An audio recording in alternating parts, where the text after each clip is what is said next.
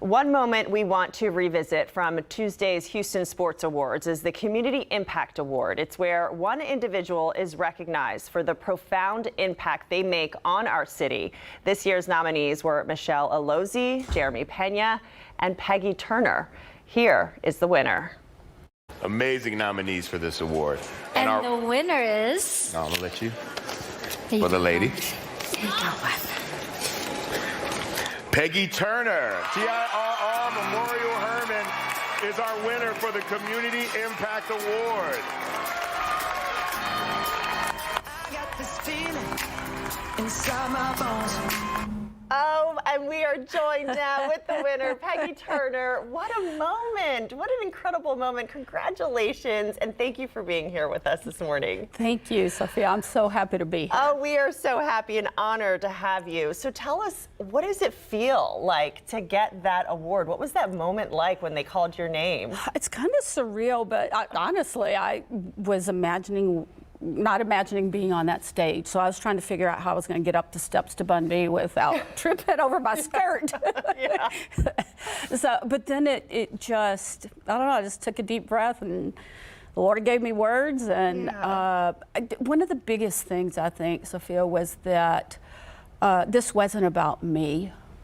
I couldn't let it be about me. Mm-hmm. I was a messenger of a message that people all across America are trying to communicate, and even in our city, and that's that people deserve to get to have a chance to play.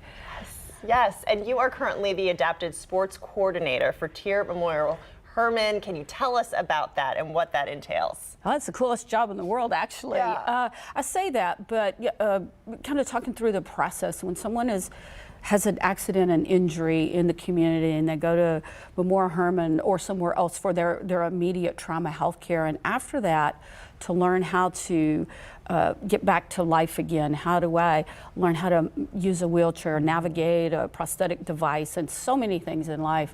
The family, the person, their whole life is just turned upside down, and they don't see a future. Some people don't want to carry on, and so the staff and the therapist will refer someone to me. I go meet them at the hospital or at the outpatient, try to meet them where they're at. The staff at TIRR Memorial Hermann is just so amazing. They've got the hard jobs, and I get to say, there is life after this, and let me show you what's possible. Mm-hmm. And then whether it's sport, recreation, or just physical access to their favorite play or movie or golf course or whatever it is. Yeah, and we see this video here of kids going up and down the court in wheelchairs. You encourage people to take part in this type of experience. Tell us why it's so important for people to experience something like this.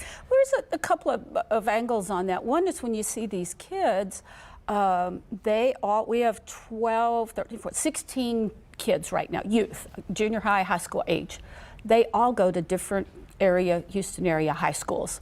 They are often the only child in their school with a physical disability. So we create this opportunity for them to come together and to have camaraderie and friendship. They have a peer group with their sports friends, and then they have a peer group at their school or their neighborhood or their church or community. So being the only one, often people don't understand what all that means. And I know there's a lot of talk about EDI and DEI and ADA, and so it's not something to be afraid of, but go ahead and engage in. And one of the neat ways you can do that, and we create those opportunities, and happy to create those opportunities, is come out, take a seat in the chair, and see just for a second what it feels like to physically try to move about. It doesn't even begin to give you that feeling or knowledge of what their life is like every day in that situation, but just for a minute you can see what it means when a car parks too close to you, or when you're going on a sidewalk and then there's cobblestones or grass, or you can't get in the restroom, or some of those physical access things, and then what people are capable of when given opportunities. I love that. Okay, Peggy, your love of sports and helping to break barriers started when you were a very young girl. So tell us, where did the inspiration come from? What happened? Well, I think sometimes the Lord has a plan for us and we don't always know. I have vivid memories. I could tell you the names of the kids on the playground that day. I won't, because my high school friends are still in Kentucky. Grew up in an amazing little town, amazing environment, and I love sports and being active. And you know, one thing that we haven't talked about is I watched pro football on TV because there was no women's sports. And in 3rd grade, I got a football uniform. I wore it to a Girl Scout costume contest. It's the only time I got to wear it. I just wanted to be active and play. And by 5th grade, Santa Claus brought me a basketball, and I was so excited. Walked to school. It was about a mile, and a very healthy walk. And I remember bouncing that ball and it rolling in the street. And at recess, I don't know how I got through the doors of the school with it. I don't remember those. I remember being in the playground with another little boy and another little girl, and there was the metal hoop, no net, shooting around, and then a teacher, couldn't tell you who, came and asked whose ball it was.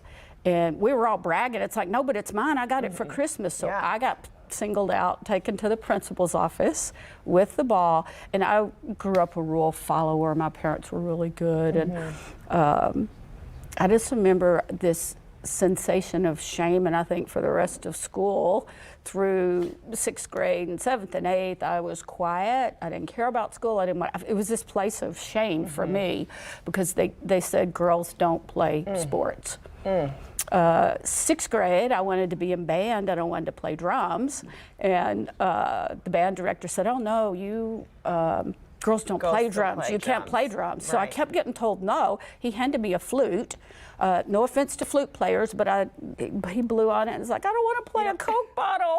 I want something else." So we settled on the cornet and later the tuba. They said I couldn't do that because I was too short and too small. And as band director, make it through camp, you can play it. So anyway, being told no on some of those things, being in band, playing a drum, carrying a tuba, playing basketball, tossing a football around, I feel like I could have been gone down not such a great path, even growing up in the best of home environment.